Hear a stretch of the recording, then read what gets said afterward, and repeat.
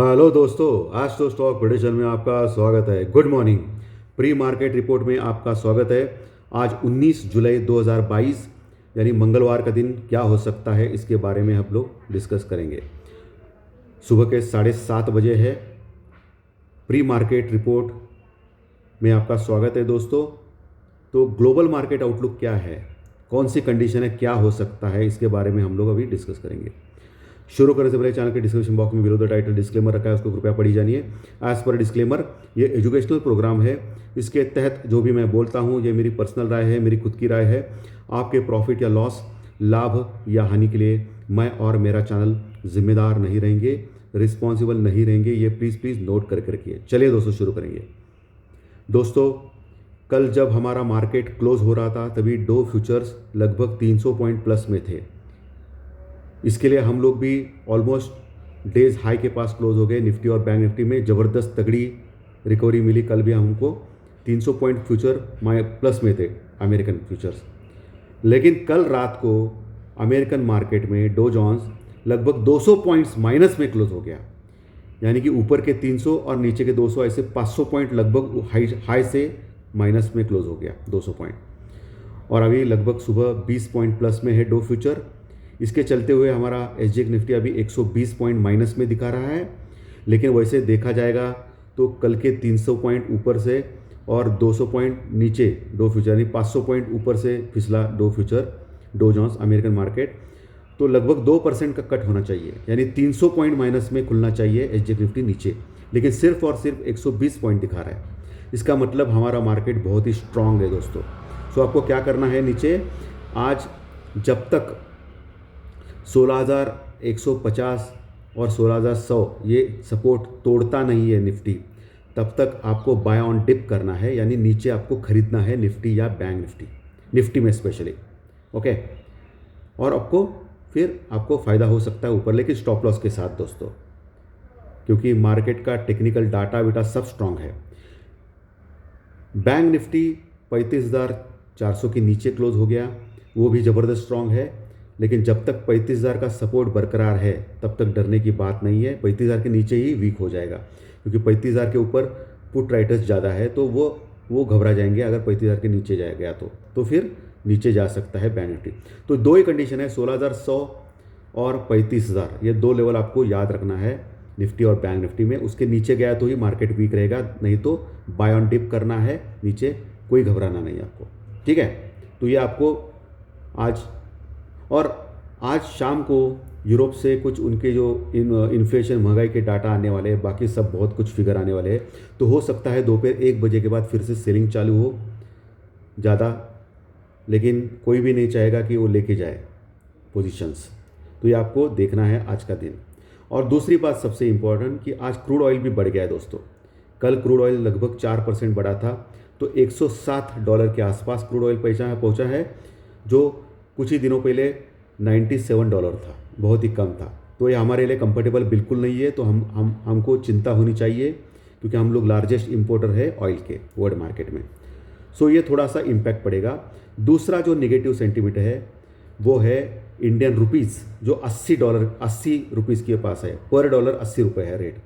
तो सबसे ज़्यादा लोएस्ट पॉइंट पे है। ये भी बहुत बड़ी चिंताजनक बात है। और कल मैंने टेक्निकल चार्ट डाटा पॉइंट में क्लियर बोला था आपको कि रुपीज़ ऑल टाइम लो है, लेकिन इसके बावजूद भी बैंक निफ्टी बढ़ रहा है। तो दाल में कुछ काला है, और यही हो गया। और कल मैंने क्लियरली अंदेशा दिया था टेक्निकल चार्ट डाटा पॉइंट्स के कार्यक्रम में दोपहर में कि मार्केट गैप डाउन से ओपन हो सकता है, निगेटिव रह सकता है, क्लियरली बोला था। और मेरा जो हेडिंग था टेक्निकल चार्ट डाटा पॉइंट्स के कार्यक्रम के कि मार्केट फिर से 16,000 जाएगा निफ्टी में, ऐसा मैंने लिखा था। तो कितना सच हुआ दोस्तों, देखिए, आप देख सकते हो। लेकिन इसका मतलब ये नहीं कि 16,000 के नीचे जाएगा। बहुत ही स्ट्रांग है मार्केट, उस पर कोई प्रॉब्लम नहीं है। जैकपॉट शेयर की जो आपकी मांग है, तो कोटक महिंद्रा बैंक आपको शॉर्ट करना है। जी हाँ, मैं क्या बोल रहा हूँ, कोटक महिंद्रा बैंक आपको शॉर्ट करना है, बेचना है, या कोटक महिंद्रा बैंक में पुट लेना है, लेकिन स्टॉप लॉस के साथ भाई, क्योंकि ये मेरे हाथ में नहीं है। कोटक महिंद्रा बैंक ओवरबॉट हो गया है, यानी ज़्यादा बढ़ चुका है। टेक्निकल चार्ट्स के ऊपर ओवरबॉट के सिग्नल दे रहा है, तो करेक्शन आना उसमें तय है कोटक महिंद्रा बैंक में। लेकिन अगर गैप डाउन से ओपन होता है 20-25 पॉइंट तो आप उसको शॉर्ट मत कीजिए, उसको लेवल आने तक देखिए, उसके बाद आप शॉर्ट कर सकते हैं। बैंक निफ्टी 35,400 35,000 का सपोर्ट है नीचे, ऊपर 35,550 35,850, ये दो इम्पॉर्टेंट रेजिस्टेंस के लेवल है बैंक निफ्टी में। निफ्टी में जो 16,300 के नीचे क्लोज हो गया, 16,300 350 ये पहला रेजिस्टेंस लेवल है, दूसरा 16,400 का लेवल है, और आज 16,200 250 के ऊपर दूसरा लगातार क्लोज हो गया, तो बुलिश मानेंगे हम लोग। नीचे 16,100 150 की सपोर्ट है, उसके नीचे 16,050, उसके नीचे 16,000 का सपोर्ट है, उसके नीचे 15,950 15,900 का सपोर्ट है। ये निफ्टी में है दोस्तों। तो निफ्टी बैंक के लेवल सपोर्ट रेजिस्टेंस मैंने डिस्कस किए हैं। इंडिया विक्स कल नीचे आ गया, ये बुल्स के लिए अच्छी है बात, 16-17 के पास है तो कंफर्टेबल है, 20 के नीचे ऑलमोस्ट नो प्रॉब्लम, कोई प्रॉब्लम नहीं रहता है इंडिया विक्स में।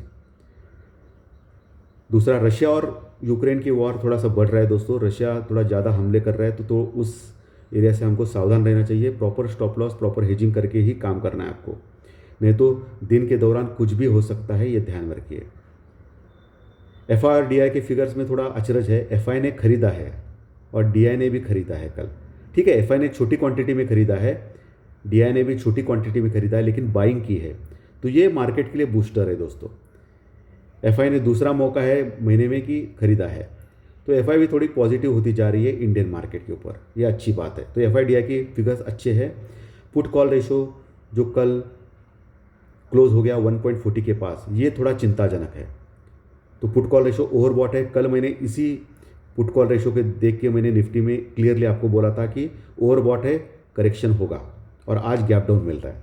तो गैप डाउन होने के बाद पुट कॉल रेशो जो है 1.40 का लगभग एक 1.10 के पास आएगा, 1.10 या 1.20 के पास आएगा, तो कंफर्टेबल रहेगा, फिर से मार्केट ऊपर आ सकता है। तो नीचे आने के बाद आपको फिर से लेना है और फिर से ऊपर बेचना है, ना कि रहना है।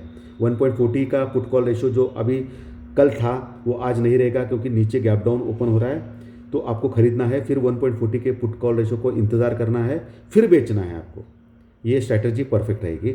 बैंक निफ्टी में हालांकि पुट कॉल रेशो थोड़ा कम है, सो कोई प्रॉब्लम नहीं है, 1.26 के पास है, तो 1.40 अभी तक टाइम है उसको ओवरबॉट होने के लिए, वो थोड़ा बढ़ सकता है रिलेटिवली निफ्टी में।